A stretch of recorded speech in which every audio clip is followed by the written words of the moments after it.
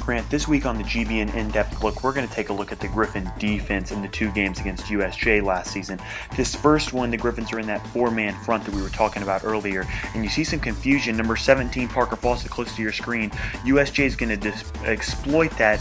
Ryan Garner throws a terrific pass right there to the left side. Maybe credit that a little bit to the confusion, but also Ryan Garner just sees receivers better with less DBs on the field. Here's another one that you see with those four-down linemen. St. George's likes to bull rush the quarterback, opening up the screen for USJ.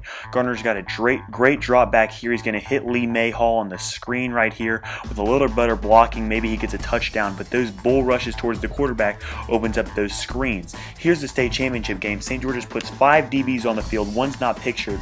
3 linebackers are going to drop back into coverage. This is a little bit later in the game, so maybe a little more prevent defense. But nonetheless, this is what St. George's wants to do, create small windows for Gardner. As you're going to see him drop back here, he doesn't have a whole lot of windows to work with. Going to throw a catchable ball a little bit high. It was tipped and ended up intercepted by McCarthy Robinson. That's the play that ended up ending the game for St. George's. They took the state championship.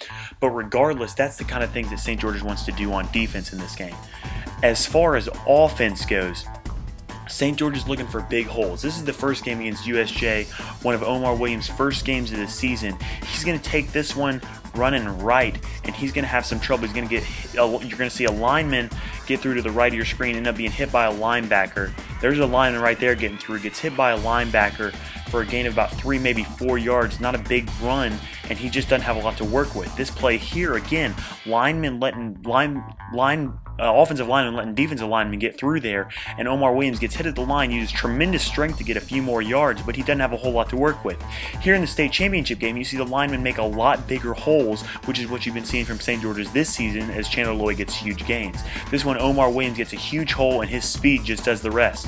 Chandler Lloyd doesn't have that same breakaway speed that Omar Williams has, but when those holes open up, you see Chandler Lloyd get huge runs week in and week out. Here's a play again. Huge hole for Omar Williams, and that's what we need to see this week from this St. George's offense on the Griffin In-Depth Look of the Week.